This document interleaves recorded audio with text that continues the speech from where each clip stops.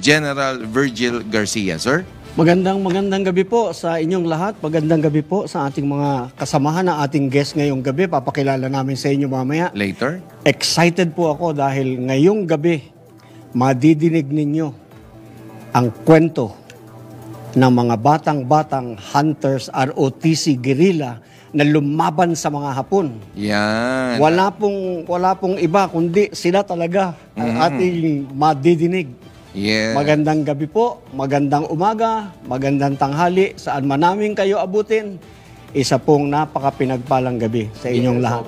General Garcia, sir, ang atin pong mga guest ngayon, kayo na po ang magpakilala para mas eksakto ang kanilang kung paanong pagpapakilalang gusto ninyong gawin. Pero napakaganda ng ating pwedeng i-share sa ating mga listeners and viewers ngayon dahil ito po yung makasaysayang buhay ng mga founders ng Hunters ROTC Guerrilla Unit. Tama po? Yeah, sabi mo nga, descendants.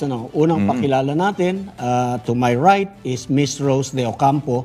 Siya po ang anak ni Colonel Unkillable Emmanuel de Ocampo. Ako po nag-term ng unkillable dahil ano po siya parang pang pelikula. Parang parang Batang Quiapo, hindi namamatay. Yun. Oh, yeah. Kahit anong gawin mo Wala pong iba kundi si Miss Rose de Ocampo at kasama rin po natin ang anak ng isa sa founder ng Hunters ROTC Guerrilla Unit, si Mr. Jerry Adeboso po. Anak po siya ni Colonel Terry Adeboso, ang overall commander ng Hunters ROTC Guerrilla Unit. Magandang gabi po sa inyong dalawa. Magandang gabi po. Magandang gabi po. Ayan, okay. So, sino po una natin tatanungin, General? Sasabihin ko sana ladies first. Kaya lang nagturo yung ladies. Okay. Kwento po natin yung paano po nabuo yung Hunters ROTC. Sino po ba yung talagang original na namuno na para mabuo yung ating Hunters Guerrilla ROTC unit po? Tatlong PMA cadet na taga San Juan, Rizal noon. Ngayon ay San Juan City. Ang just by chance, nagkita-kita sa harapan ng munisipyo ng San Juan. Pinauwi na sila nung December 1941.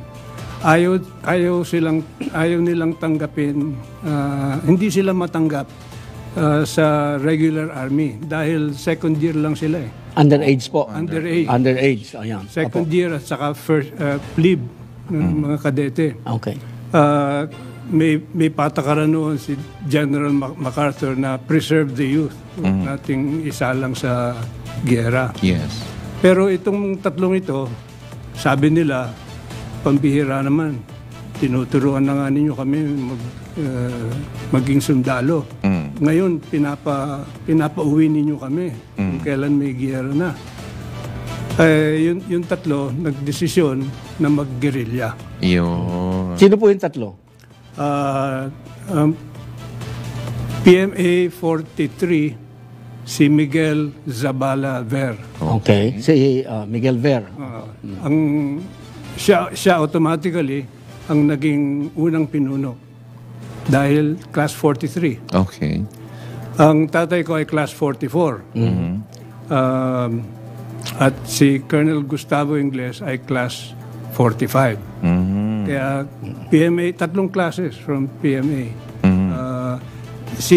Bagamat class 43, si Miguel Ver, na-turn back siya Yes. Dahil nagkaroon ng konting academic deficiencies. Kaya naging PMA class 44 din. Yun. Habang kinukwento niyo po yan, Sir Jerry, napaka-visual ng aking pahabang ini-imagine ko yan, parang talagang makasaysayan yung araw na yun. Imagine, nagkita lamang sa simbahan, nagkataon, at naisip na nila yon. So sa ating newsroom, may mga visuals po tayo. May picture tayo. Yan. So siguro habang nagkukwento si Sir Jerry at si Miss Rose, pwede niyo pong i-roll yung mga visuals natin para mas maging exciting sa ating mga nakikinig at nanonood. Okay, tuloy niyo po, Sir Jerry. Enero, January 15, nung sila'y nagkaisa na maging guerrilla.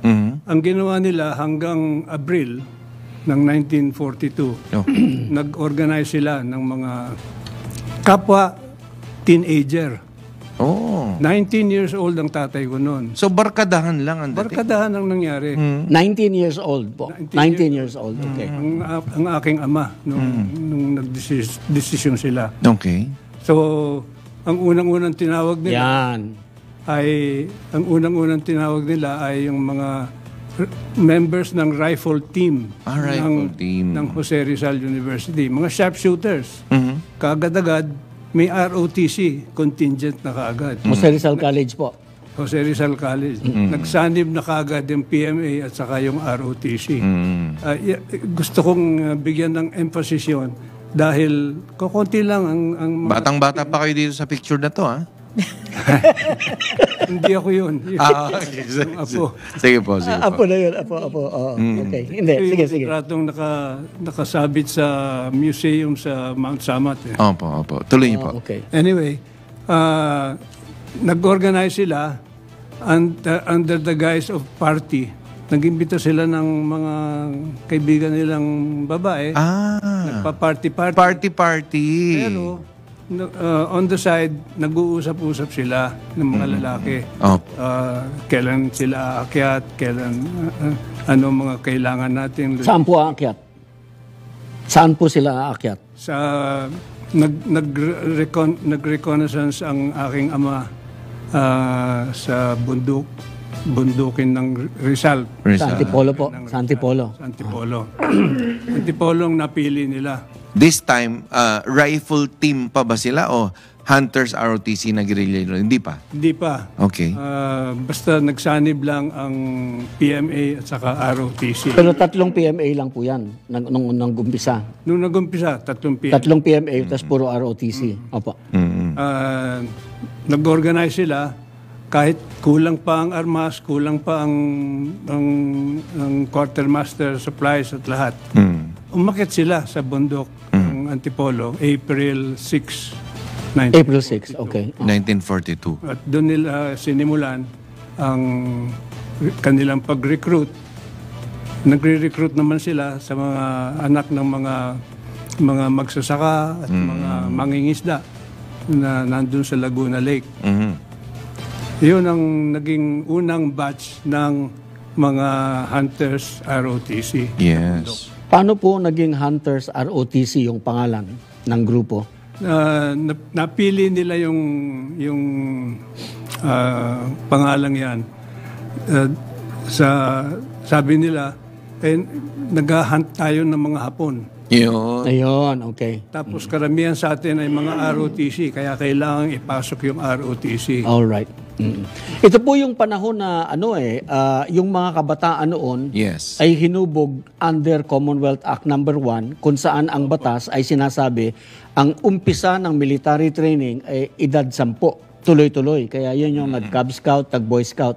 Kaya nung dumating yung pangangailangan, handa sila. Yun. Dahil may training sila. Kung ibitin natin yung ating mga audience. Oo. Ituloy natin maya-maya. Pakinggan muna natin si Miss Rose De Ocampo. Nandito na rin siya. Pakinggan muna natin. Kasi baka abutan tayo ng break. So, Miss Rose De Ocampo, kayo po ang daughter ni Colonel Emmanuel, sabi nga ni General, the unkillable De Ocampo. Taga ano po siya? Taga Sagay. Ang tatay ko po ay taga Negros Or Occidental. Occidental. Sagay. Sagay City. Escalante. Escalante pala. Escalante, yes. Taga-Escalante. Kayong mga taga-Escalante, mabuhay kayo. Pakinggan nyo ang kwento. Dahil darating nga araw, pupunta kami dyan sa inyo. Yun. Pag-usapan natin ang Hunters ROTC. So, At ang inyong mga ninuno na sumama sa pakikibaka laban sa mga Hapones. Sige po.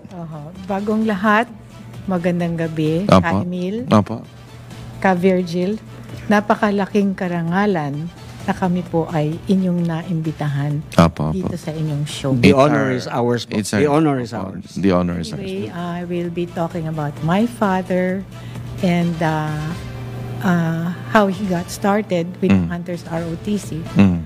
kasi kapares ho ng father ni Jerry. Kuya Jerry, lahat po sila ay nagpunta doon sa UST to volunteer to join yung the soldiers na to fight the war against the Japanese. Okay. And they, just like he said, they were age 7. My father was 17. He was second year and ROTC cadet siya. So isa siya doon sa mga pinauwi. Ngayon, meron siyang kaklase sa Mapua, si De La Concepcion. Yun ang nagsabi sa kanya na merong grupo sa San Juan na pwede nating salihan. Sa kwento po sa inyo, Miss Rose, ito po ba talagang open na invitation o talagang parang bulungan lang, pasimple lang? Bulungan po. Okay. Sila kasi syempre magkakaklase sila. Okay. Pare-pareho sila mga cadets na refuse to join because of yung decision ni MacArthur and President Quezon. Opo. On MacArthur's side, his reason was we don't have enough arms to give them. Yes. And then on the side of President Quezon, mga bata pa sila. Oo. To fight this war. And ano naman dito kay Sir Jerry, party-party ang kanilang cover. Yung kwento naman ni Colonel Emmanuel de Ocampo, anong cover na ginagawa nila? Or anong pagpapanggap ang ginagawa nila? Basta nagpunta sila sa San Juan and that's how they met. Yun ho. Wala akong naalalang cover. Kasi po, yung father ko, hindi taga Manila. Napunta lang siya sa Manila dahil para mag-aral sa Mapua, sa College of Engineering. And then, nagkaroon ng gera. So, hindi na siya nakauwi sa nanay niya, sa Negros. And he decided to stay in Manila and join the fight against the Japanese. Ano po ang course ni Colonel de Ocampo? Sa Mechanical engineering in Mapua. Okay, in Mapua. And eventually, he also became a professor in the College of Engineering. So there you are. From PMA, yung tatlo, pagkatapos yung ROTC group na ito, si Colonel de Ocampo. Gusto kong itanong, General, ano ba yung mga, kumbaga, yung mga anecdotes na talagang nagmarka sa'yo na kinukwento ng airpat nyo? Okay. Ang masarap kasi sa tatay ko, bata pa ako, ang trato niya sa akin, mature. Kung kausapin niya ako, hindi usap bata. Very futuristic ang kanyang mga conversations. And of course, he always talks about what happened during the war.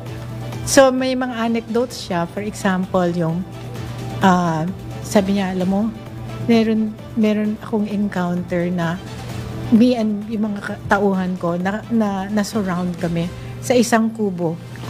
And in the height of summer, tanghaling tapat, kainitan, kaliwanag ng araw. And na-corner daw sila, napaligiran sila ng mga hapon. Sabi niya, biglang nagdilim. Okay? At umulan. Sabi niya, nakatakas kami. But some of my people were killed. And then, nung pagtakas niya yun, tumatakbo siya dun sa bundok. Meron siyang isang matanda na natagpuan na sa isang kubo na nagluluto. Sabi nung matanda sa kanya, ikaw yun Parang he knew that he was in an encounter. Ikaw yun, halika, mukhang gutom ka, kumain ka muna. Ay, wow. Parang Yes. divine intervention. Yes. And then, okay, so yung tatay ko, tinandaan niya yung lugar. Oo, tas then binalikan niya yon. Iyon. Pabatiin muna natin si Major General Marlu Salazar. Sir? Magandang gabi sa lahat. Maganda ka, Emil. At ito yung dalawang mga anak ng mga hero natin. Nandito si Ma'am Rose at saka si Sir Jerry. Yan. Magandang gabi sa lahat. Oo, kay Sir Jerry, napakinggan ko kanina yung kwento ni Miss Rose. Talagang yung divine intervention. Mamaya balikan natin yan.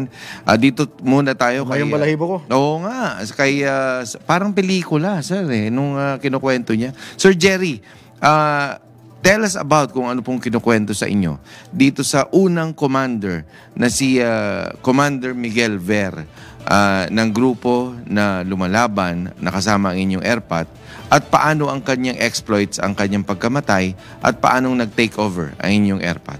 Okay. Nasabi ko kanina, umakyat ang mga guerrillero. April 6, 1942. Okay. Pagdating nila doon, na-realize nila, wala tayong armas, wala tayong bala, wala tayong panlaban.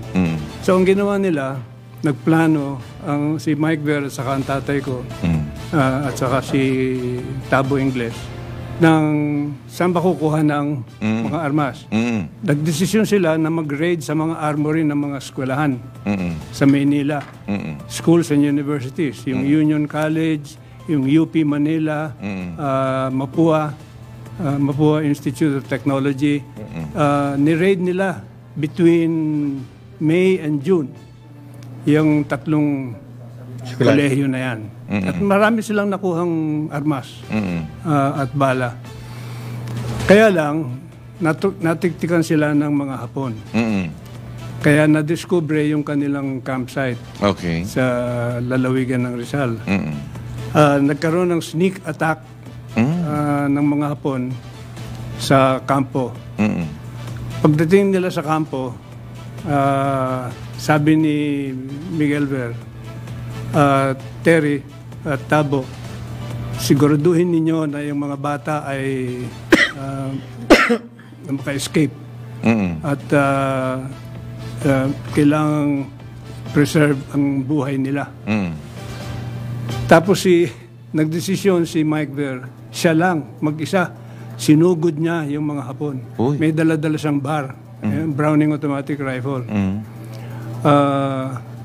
Yung snipers ng mga Hapon, hindi naman mga gago yan.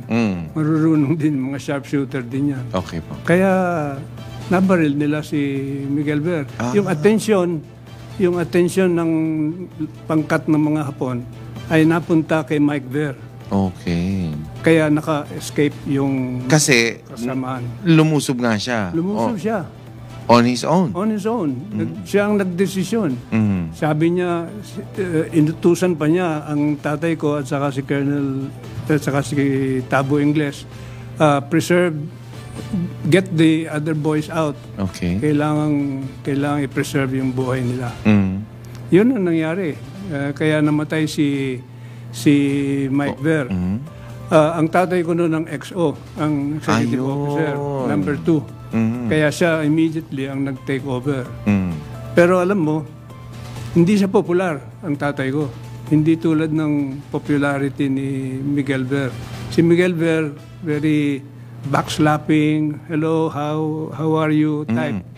Ang tatay ko, masyadong stricto. Okay. Masyado, yung appearance niya, alone, militar na militar eh. Stricto. Yes. Kaya hindi siya popular. Yes po. 70% ng mga recruits nagdesisyon after Mike Ver died. Uuwi na kami. Hindi maganda itong nangyaring ito. Yes po. Kaya sabi ng tatay ko, sige, kung gusto ninyo umuwi, wala kami magagawa. Hindi namin kayo pipigilan. Pero nagdesisyon ang aking ama na magkaroon ng ambush. Revenge ambush against the Japanese. Okay. Para ipakita sa taong bayan, para ipakita sa ibang mga posibleng recruit na, hindi kami pipitsugin. Oo po. 3 grupo ng hunters, suma total, mga 19 members lang sila. Wow, 19 members. Pero 3 grupo, each with a Browning automatic rifle. Situated themselves between Pililla and Mabitak. Yes. In the province of Rizal. In a place where it was like parang canyon. Hindi makakalabas ang mga Hapon. Butas na ba to? So strategic ang dating. Bugadlawin ang tawag dun sa lugar. Strategic, well-planned, such that the Japanese could not escape. Whichever direction they went, mamamatay sila talaga. And 19 boys killed about 200 Japanese soldiers. So yung sa pelikula na lumalabas na ang dami ng mga Hapon and yet ilan lang yung mga guerrilla, itong mga batang guerrilla. Totoo pala yun na talagang... Totoo. Okay. Sa version po ng kwento sa inyo, paanong nangyayari na napakakonti ng guerrilla and yet ang dami ng Hapon? Paano pong kinukwento? Maganda ang kanilang pag-distribute ng 3 grupo eh. At saka may browning. Meron nga silang browning at saka sufficiente na ang kanilang bala at that time. At saka yung mga Hapon, takot na takot din. Bumaba sila sa kanilang truck at nakatago, nagmamarcha sila sa likod ng kanilang truck. Okay. Parang hindi parang walang kumpiyansa sa sarili yung mga Hapon. So it just so happened, again, siguro divine intervention. Yes. 19 teenage boys were able to kill almost 200 Japanese soldiers. Dami. At yan ang naging mitya ng pag-usbong ng hunters muli. Marami na kagad nag-volunteer na maging hunter mula sa mga anak ng magsasaka. Pwede po ba nating sabihin or pwede nating i-claim na ito yung nag-spark ng inspiration para yung iba ay sumunod at maging miyembro nitong guerrilla unit? Opo. Hindi lamang mga bata ang na magbo-volunteer ang na-inspire nila. Pati yung taong bayan, nagbigayan kaagad ng mga pagkain, ng mga gamot, yung cooperation ng community kaagad nakuha ng hunters. Nagising ang diwa ng taong bayan. Correct. Para lumaban sa kabila. Sarap pakinggan. Ituloy po natin at Mr. Jerry Adevoso, ituloy muna natin yung kay Miss Rose na kanina ay huminto tayo dun sa divine intervention. Sa literature po, Deus ex machina ang tawag nila dyan, yung nangyaring yun. So after that nangyaring incident na yon na napaka memorable na kinukwento ng father nyo, ano po ang mga sumunod na pangyayari? Marami pa po kasi napansin ko sa mga storyan niya na si Daddy ang naa-assign siya sa very dangerous missions. Okay. And 90% of the time, these missions, hindi na ine-expect na babalik pa siyang buhay. Oh. Pero tinatanggap niya yung mga mission. Like one mission was the Pinlano ni Tito Terry. They will do an operation in Muntinlupa. And he assigned my father to clear the way to Muntinlupa. So part of clearing the way to Muntinlupa was nagsamsam sila ng mga makapili. Paano po yan? Nagsamsam ng... Nag-ipon sila. They captured mga makapili. Okay. Ito yung mga spy. Yeah, yun yung mga di ba collaborators? They collaborate, with the Japs. And then, Japanese. And then they point yung mga Seryoso ba yung kwento na talagang nakabayong sila? Yeah, that's true. That's true.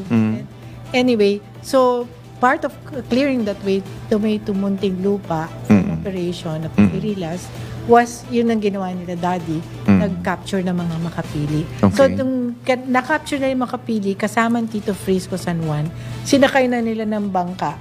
Tapos ilulungsad na sila doon sa lake. Puno na yung bangka, lumulubog na kasi sa bigat. Nagpaiwan yung tatay ko. Tinulak niya yung bangka. Sabi niya, ganun, mauna na kayo. So sila, sabi ni Tito Terry, we were not expecting him to still be alive. Kasi ayun na yung mga Hapon Oh, wow. Sinunda na sila So after a few days, he comes, my father shows up at the camp alive. And sabi ni Tito Terry, paano ginawa mo? Yan yung mga incidents. Yeah. And then, Ito yung mga magandang kwento, na natin na sa murang edad or sa kabataan nila, kaya nilang tumayo sa sarili nila. Pero matanong ko, sir, yung papa mo ba, kagaya sa iyo, ma'am, nung niliberate nyo yung Manila, Port Bonifacio, yung kampo ng mga Hapon, dati sa Amerikano, naging Hapon, niliberate natin yung Port McKinley. Ito ang magandang tanong ko. Yung pang father mo, sir, nung na-establish yung libingan ng mga bayani, nandun nakaburol, nakalibing? Hindi, nilipat ko lang ang aking ama sa libingan ng mga bayani noong 2009. 2009? Kayo, ma'am, hanggang ngayon, balita ko mukhang wala pa rin, di ba? Si Sir, nandun siya, Nasa family mausoleo. So, choice nyo yun. Choice namin po yun, sabi ng daddy. Noon sinasabi niya, yung daw, kung saan nakalibing ang bayani, ay libingan ng bayani. It's not the place that determines yung tao, pagkabayani. Nandun kayo sa ginawang movie, or na trailer na hindi ang lugar ang nagbibigay ng pangalan sa isang tao, kundi ang tao nagbibigay ng pangalan sa isang lugar. Yes. Naano ko lang kasi, I just wondering because the Hunters ROTC is the main bulk of those people liberating Fort McKinley, Pasay part, and Muntinlupa and others. And then, nung in-establish yun, dapat yung mga batang dakila or mga heroes, yun dapat napagbigyan at nahihimlay doon sa libingan ng mga bayani. It was Colonel Emmanuel de Ocampo who headed the Hunters Force na nakapag-liberate sa Nichols. McKinley, Fort McKinley, which is now Fort 47 Division ata? 47. Opo, 47th Division. 47th Division. General, napapansin ko, napaka-colorful ng mga kwento. Maganda kasi ngayon yung mga na-invite natin, at saka sila totoong mga magaling magkwento din. At mga anak talaga sila ng mga hero natin na lumalaban ni walang hinihinging anong kapalit kung hindi may paglaban, ipagtanggol lang ang bayan natin para sa ating kalayaan. Meron pong, Miss Rose, merong isang anecdote na nabanggit kanina or narinig ko rin sa ibang mga nagkukwento, yung liberation of Muntinlupa. Paano pong nangyari ito? You're talking about yung Muntinlupa, not Nichols. Opo. Yung Muntinlupa ho, Nichols, opo. Yeah. Nichols? Okay. Yung Nichols po, my father was a commander ng 47th Division. And at that point in time, they were already recognized by the SWAP, Southwestern Asia Pacific. And so they were already collaboratively working with the 11th Airborne. Okay. But mind you, the 11th Airborne was a green group. Kumbaga wala silang experience. Okay. Pero sila yung pinagsanib with the 47th Division ng Daddy. That would be considered talagang seasoned na sila Daddy. Maski mukha silang Boy Scout. Sa dami ng kanilang encounters. Because although they were young, they were capable and they were strategically planning encounters. Hindi sila naging intay to be on the defensive side of an encounter. They were constantly looking for an opportunity to make it uncomfortable to the Japanese. Yes. Yeah. So, ganun yung how they operated with Tito Terry, the leader.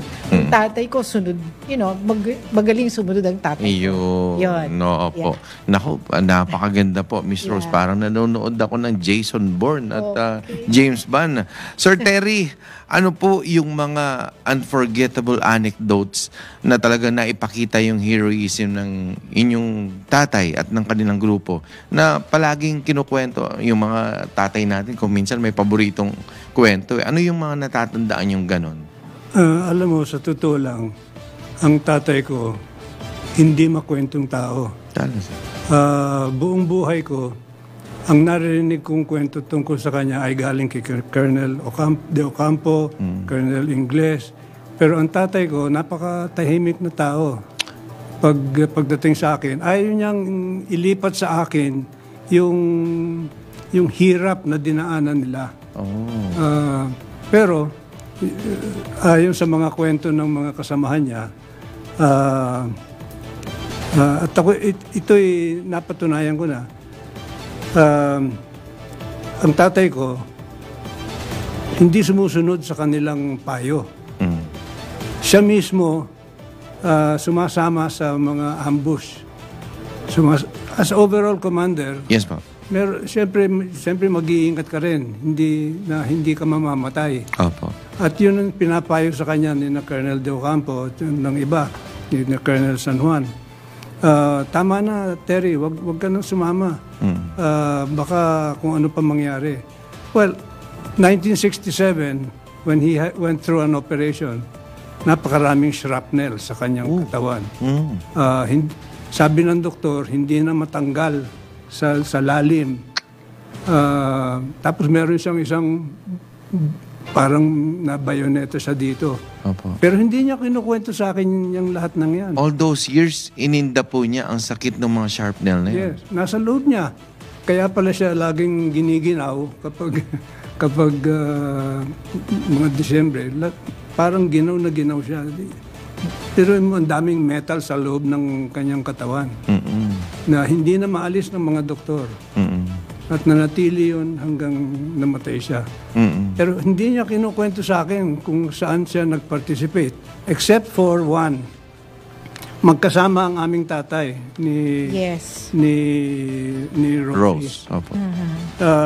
Inatake nila yung sawmill na hawak ng Hapon sa Fami, Laguna.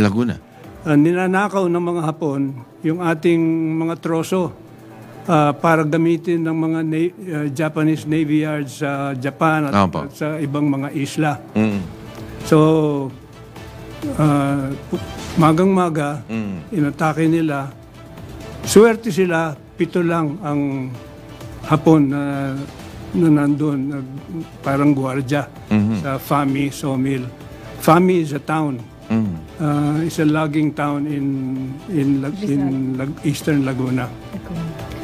So, napatay nila ang lahat ng mga sundalong Hapon. Sinira pa nila yung equipment ng sawmill para hindi na magamit upang nakawin yung ating mga natural resources na troso. Yun ang nalaman ko, hindi sa tatay ko, kundi kay Colonel De Ocampo. Nako. Opo. Maraming salamat po sa inyong talagang memories na kinuwento nyo. Sana po maging inspirasyon sa ating mga kabataan na sa ngayon, General Salazar Sir, ay in-espouse nga natin na maibalik ang ROTC. Ano po ang inyong insights sa narinig nyong mga heroism? Almost 1 hour na discussion dito, yung mga kwento, mga istorya na narinig natin. Opo. Isa lang ang common dito na once upon a time, our youth fought side by side. Wala silang hinahangad, wala silang ina-expect na reward. Ang gusto lang nila, may pagtanggol ang bayan at maibalik ang kalayaan. Sana ganun tayo. Pero yan, may requirement. Sa sunod na meeting, yung preparasyon, kahandaan. Kasi hindi tayo mananalo kung wala tayong preparation. Hindi kagaya ngayon, puro tayo ngak-ngak o salita, pero wala tayong ginagawang preparasyon. Tama. Ngayon, hahabol tayo, sabihin natin, magpundo dito, magpundo rito. Sana, nung 1991 pa, nung inano yung batas, binili na natin yun, sana. So, yun ang nano ko dito, na magandang usapan at realidad. Kumusta na po yung pagsasabatas ng pagbabalik sa ROTC? Ongoing siya. Isa siya sa mga major, yung batas na dapat matapos ngayon. At nakikita naman natin ngayon na nag-rally rin tayo ngayon paano mag-prepare both sa regular forces at saka sa reserve forces at yung mga ibang ginagawa ng ating mahal na Secretary of Defense at ang ating mga congressman, senado at iba pa. Yes, opo. Maraming salamat po. Siguro parting shots mula kay Miss Rose De Ocampo. Parting shots po. Okay, maraming salamat. Ka Emil, Ka Buboy, Ka Virgil. Salamat. We look forward again to being invited here because we have so many stories to share and to support Ka Buboy's theories. Kasi totoo naman po. Yun. Sila po 17, 18, 19. Anong alam nila except yung kanilang exposure and training from 10 years old na yung pagmamahal sa bayan at kapwa Pilipino. Puso lang yung dala nila, sabi nga ng daddy. Puso lang yung dala namin sa bundok. Wala nang iba. Yun. Sabi niyang ganon. Maraming salamat po si Miss Rose De Ocampo, ang daughter of Colonel Emmanuel De Ocampo. Parting shots, Mr. Jerry Adevoso. Salamat po sa inyong imbitasyon ngayong araw ng birthday ngayon ng ating pambansang bayaning Gat Jose Rizal. At pinag-uusapan natin ang tungkol sa ibang mga bayani ng Pilipinas. Salamat po sa imbitasyon. Tama po si Rosie, napakaraming kwento. Hindi mauubos ang kwento namin sa loob ng isang oras. Opo. Kaya't muli, maraming salamat po sa inyong... Yes, parting shots. General Salazar, sir.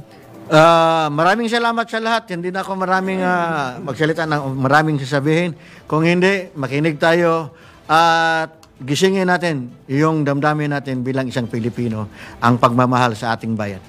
Yes, opo. At syempre maraming salamat po sa ating mga listeners and viewers ngayong gabi. Sana po i-like, i-heart at i-share ninyo itong ating programa para mas marami pa ang ating ma-reach. Ayan.